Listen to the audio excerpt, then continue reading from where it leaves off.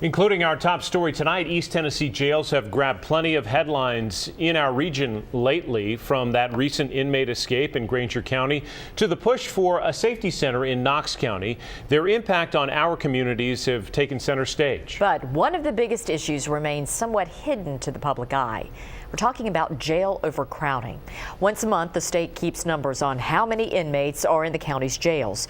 Its most recent data on September 30th showed almost half of the county's jails in Tennessee were overcrowded. 17 of those jails were right here in East Tennessee, and that comes as more felons enter the state's prison system. It's added more than 6,000 new inmates over the last decade. WBIR 10 News reporter John Henry took a look tonight at what is behind the state's overcrowding problem and what's being done to fix it. You going to 5 or 3? Sheriff Armando Fontes of Cobb County is a busy man. His job goes beyond just patrolling the streets. He's also responsible for the men and women inside this jail. Hello, gentlemen.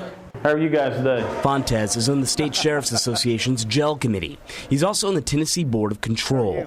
He keeps a watchful eye on other counties to ensure they're meeting the state standards. And he said right now, one thing is obvious. The largest obstacle that we see is basically overcrowding in jails all over Tennessee. Today, his jail is currently under capacity, but there have been times where it's been over capacity by about 80 people.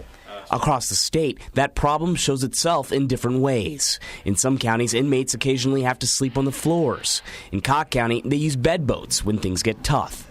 Fontes says it's a tall job for any Tennessee sheriff. A lot of sanitary issues, a lot of medical issues, a lot of issues that rise up that we're responsible for taking care of. County jails are caught in a tricky situation, too.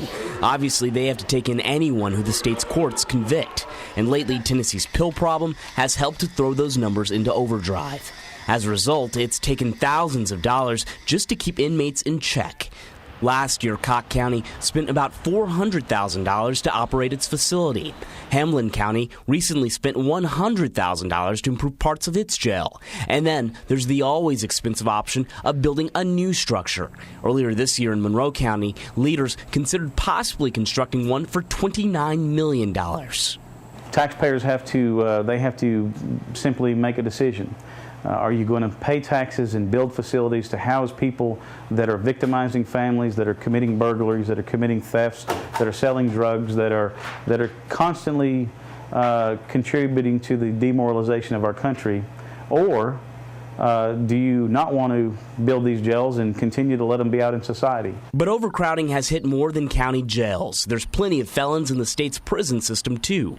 In the short term, the strategy would be, we recognize through our population projections that we need about 3,400 beds available to us in our inventory over the next 5 years. And in fact, in the next 2 years, we need about 2,500 beds made available. Right now, the Tennessee Department of Corrections operates at about 96% capacity. In the short term, it says it wants to contract with a local county jail close to Nashville to alleviate some of that pressure. But the state says it's not trying to whittle down its felon population to any specific number.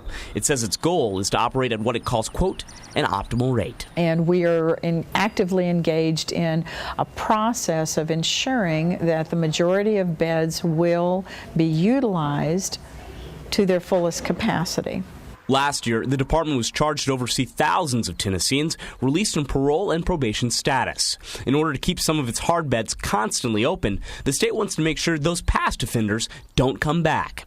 So it's having some of those felons participate in alternative programs, like the first of its kind statewide drug court in Morgan County, which focuses on inmates with mental problems and drug addictions. Well, that's one of the reasons I started the program. I got tired of seeing the same offender come into my court time and time again on a drug charge, and I knew unless I got them some help, they were going to continue to do that. The state's hopeful those efforts can cut down its recidivism rate. In Tennessee, that's the number of released prisoners who find themselves back in jail within 3 years. But in order to avoid overcrowding, Tennessee also needs the help of its counties. So it sends many of them to local jails, which can present them with an added burden. It does have an effect on the county. But the state gives those communities money in return, which can be used to establish county-based efforts that cut down the jail population. But ultimately, Fontes feels there's only one way we'll ever see Tennessee's jail and prison populations drop. Well, the reason we have so many people in jail is because people ain't getting their heart right with the Lord. And you can choose to live a lifestyle where you are victimizing other people, or you can choose to do what is right, and you can choose to be a productive member of society. From Cock County, John Henry, WBIR 10 News. The debate about whether it's smart to build new jails persists in the state. Sheriff Fontes says it's a good option if you can look at ways to minimize manpower, but the state at this point feels differently. It has no plans to build any new prisons in the near future.